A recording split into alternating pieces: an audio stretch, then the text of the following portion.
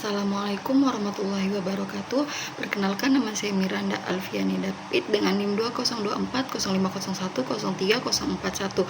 Saya dari Prodi Manajemen Bisnis Syariah Fakultas Ekonomi dan Bisnis Islam. Pada kesempatan kali ini saya akan mereview materi tentang mata kuliah akuntansi biaya. Akuntansi biaya adalah proses mengumpulkan, mengolah, menganalisis, dan melaporkan informasi biaya untuk mendukung perencanaan, pengendalian, dan pengambilan keputusan manajemen. Sedangkan manajemen produksi adalah proses mengelola sumber daya bahan baku, tenaga kerja atau mesin untuk mengubah bahan mentah menjadi produk. Jadi, secara efisien sesuai standar kualitas dan kebutuhan pasar.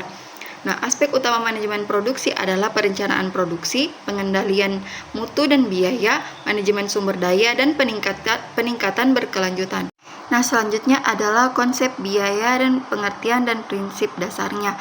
Nah, biaya adalah seluruh pengorbanan sumber daya ekonomi yang diukur dalam satuan uang untuk memperoleh barang atau jasa demi keberlangsungan usaha. Selanjutnya kita masuk pada cost behavior analysis. Cost behavior analysis atau analisis perilaku biaya adalah suatu proses untuk memahami dan mengidentifikasi bagaimana biaya berubah seiring dengan perubahan tingkat aktivitas bisnis, seperti volume produksi, penjualan, atau penggunaan sumber daya. Nah, jenis-jenis perilaku biaya. Yang pertama biaya tetap, yang kedua biaya variabel, yang ketiga biaya semi variabel. Nah, faktor-faktor yang mempengaruhi perilaku biaya ada 4. Yang pertama, volume produksi atau penjualan. Yang kedua, teknologi yang digunakan. Yang ketiga, kebijakan manajemen. Dan yang keempat, efisiensi operasional. Selanjutnya kita masuk di cost system dan cost accumulation. Sistem biaya adalah serangkaian prosedur, teknik, dan kebijakan yang digunakan untuk mengidentifikasi, mengukur, menganalisis, dan melaporkan informasi biaya yang terkait dengan produk atau jasa yang dihasilkan oleh suatu perusahaan. Nah, jenis-jenis sistem biaya ada 4. Yang pertama, sistem biaya berdasarkan job order. Yang kedua, sistem biaya proses. Yang ketiga, sistem biaya standar, dan yang keempat, sistem biaya berdasarkan aktivitas. Nah, sedangkan akumulasi biaya adalah proses pengumpulan semua biaya yang terjadi dalam fase produksi selama satu periode. Proses ini mencakup beberapa langkah penting yang memungkinkan manajer untuk memahami biaya yang terlibat dalam produksi. Nah, proses akumulasi biaya ini ada 4. Yang pertama, identifikasi biaya. Yang kedua, pengumpulan data biaya. Yang ketiga, pengolahan data. Dan yang keempat, pelaporan biaya. Nah, selanjutnya kita masuk di job order costing. Job order costing atau penetapan biaya pesanan adalah sistem pengumpulan biaya produksi untuk menentukan harga pokok produksi atas dasar pesanan.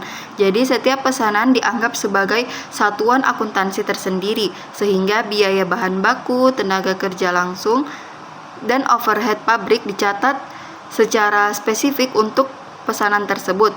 Nah, tujuannya adalah untuk menentukan harga pokok produk dari setiap pesanan, baik secara total maupun per unit, serta menilai profitabilitas pekerjaan.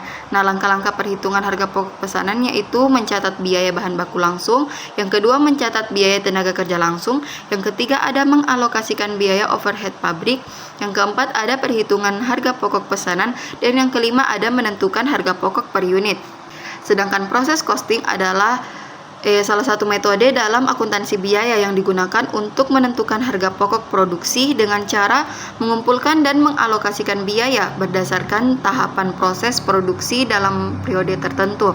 Adapun tahapan dalam proses produksi yaitu yang pertama ada pengumpulan biaya produksi, yang kedua ada pengelompokan unit produksi, yang ketiga perhitungan unit ekuivalen, yang keempat, perhitungan biaya per unit ekuivalen, dan yang kelima, mengalokasikan biaya ke produk selesai dan produk dalam proses. Selanjutnya, kita masuk di bagian join product and by product.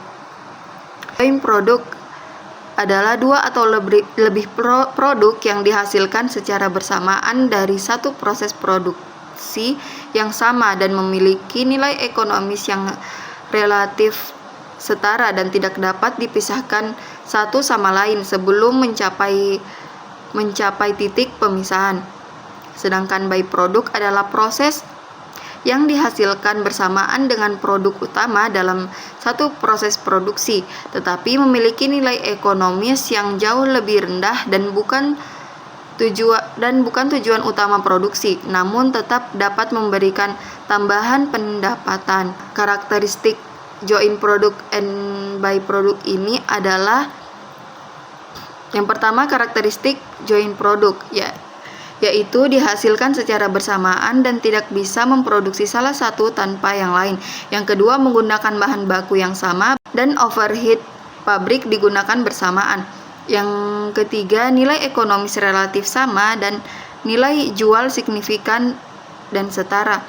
Yang ketiga, ada spill off point, dan yang keempat, ada produk baru dapat dipisahkan setelah titik pemisahan. Sedangkan byproduct adalah yang pertama, nilai jual lebih rendah, yang kedua jauh lebih kecil dibandingkan produk utama, yang ketiga merupakan hasil tambahan, terus muncul sebagai sampingan dari proses produksi utama dan bukan tujuan utama produksi. Keputusan produksi berdasarkan produk utama dan dapat dijual atau diproses lanjut tergantung analisis bermanfaat lebih lanjut.